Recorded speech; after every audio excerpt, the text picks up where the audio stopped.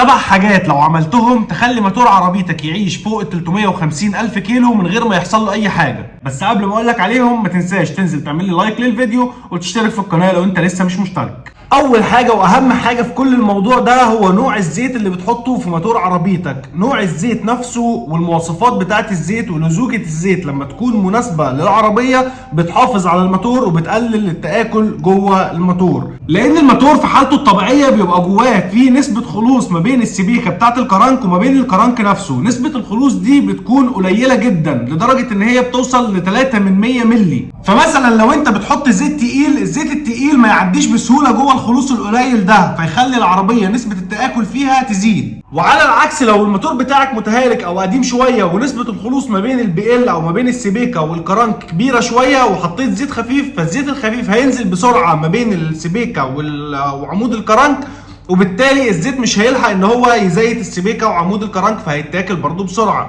فاهم حاجه في الموضوع ده انك تختار اللزوجه المناسبه لعربيتك والمواصفات المناسبه ونوع الزيت المناسب لعربيتك، وده بنعرفه يا اما من كتالوج العربيه لو معاك الكتالوج بتاعها، يا اما في فيديو انا كنت عامله لك قبل كده بازاي تختار نوع او مواصفات الزيت المناسب لعربيتك.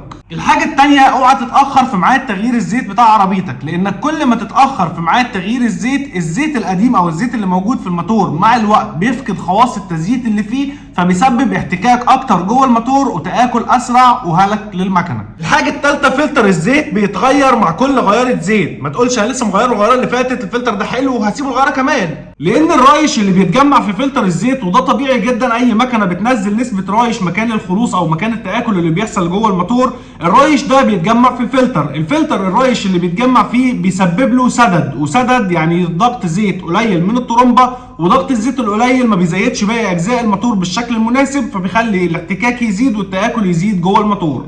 الحاجه الرابعه انك ما تسخنش العربيه غلط، يعني ما تدورش العربيه وتسيبها دايره نص ساعه وتقول اصل بسخن العربيه. والتسخين الصح والمناسب لعربياتنا ان احنا بندور العربيه على السلنسيه ونسيبها دقيقه بالكتير بحيث ان الزيت يطلع من تحت لفوق ويبدا يلف في جميع اجزاء الموتور، وبعد كده بنبدا ان احنا نتحرك بهدوء من غير ما الار بي ام بتاعنا يعلى لحد ما درجه الحراره بتاعه العربيه او درجه حراره الموتور او على عداد الحراره عندك درجة الحرارة تبدأ تعدي 60 أو 70 درجة مئوية، بعد كده تبدأ تتحرك بشكل طبيعي وهي هتوصل درجة حرارتها الطبيعية اللي هي حوالي 90 درجة مئوية. ولكن قبل درجة حرارة 60 أو 70 درجة مئوية أو قبل درجة الحرارة الطبيعية للعربية بيكون الزيت لسه بارد ولسه سميك ولسه موصلش لدرجة اللزوجة العالية اللي تديك أفضل كفاءة لتزييت المحرك، فبيساوي لو أنت عليت الار بي ام والزيت لسه بارد أو لسه الموتور بتاعك بارد تآكل زيادة واحتكاك اكتر فبيبوظ الموتور اسرع. خامس حاجة وهي مجموعة السيور، خصوصا سير الكتينة، لان سير الكتينة ده بيطير مكن كتير، وسير الكتينة بيتغير من 60,000 لحد 80,000 كيلو، وطبعا وارد ان سير الكتينة لو اتأخرت في تغييره انه يتقطع، وسير الكتينة لو اتقطع بيكون رابط الجزء السفلي من المكنة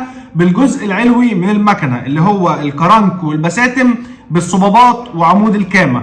لو السير اللي بينهم ده اتقطع الصباب البستم بيطلع لاعلى نقطه والصباب بيكون فاتح فبيخبط الصباب فبيكسر الصباب او ممكن يكسر وش السلندر، يعني بيسبب ضرر للموتور فهتضطر تحله وممكن توصل معاك لعمره كامله. فتحافظ على سير الكتينه وتغيره في ميعاده المظبوط تجنبا لقطع سير الكتينه والمشاكل دي كلها عشان تحافظ على موتور عربيتك اطول فتره ممكنه. والحاجه السادسه معانا وهي الصيانات الدوريه ومجموعه الفلاتر. فلتر الهواء معاك لما يكون قديم بيدخل رايش ويدخل تراب ويدخل عفار جوه الموتور جوه غرفه الحرق، ولما التراب ده يخش جوه غرفه الحرق يسبب تآكل زياده في الشميز والبستم وهو طالع وهو نازل في خلال الحركه بتاعته، يسبب احتكاك زياده وتآكل زياده فيبوظ لك الموتور اسرع. ودي حاجه حصلت معايا انا شخصيا في عربيه كنت شايل منها الفلتر واحتاجت انها تغير طقم شامبر في كيلوات قليل جدا. وطبعا برضو فلتر البنزين لما يكون قديم فبيدخل رايش ورواسب على الرشاش، والرشاش لما يتكتم او يخش عليه رايش او يخش عليه رواسب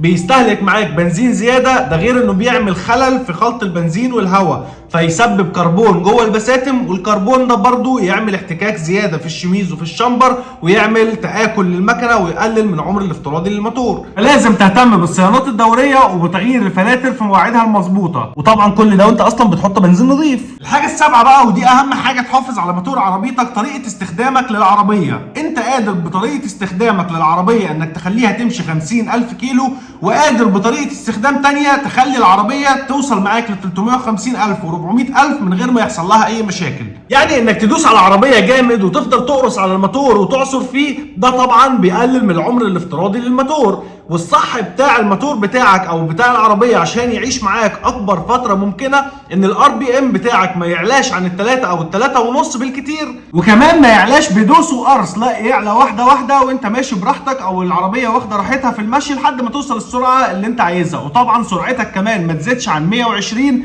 لان السرعات العاليه او الضغط على الموتور بيزود الحمل على الكرنك وبيزود الحمل على السبيكه وعلى البي ال وعلى البستم والشمبر والشميز. فالضغط ده كله بيحصل عشان الموتور يطلع لك الطاقة. لما بتدوس عليه جامد طبعا كل حاجة في العربية بتستخدم بشكل أقوى بكتير عشان تطلع لك طاقة أكبر لأنك دايس أكتر.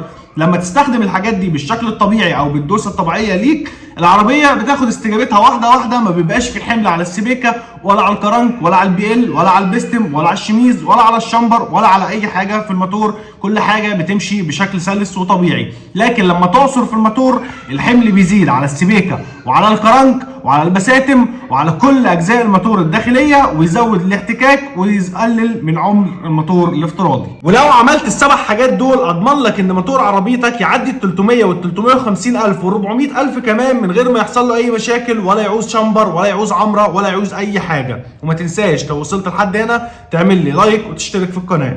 والسلام عليكم.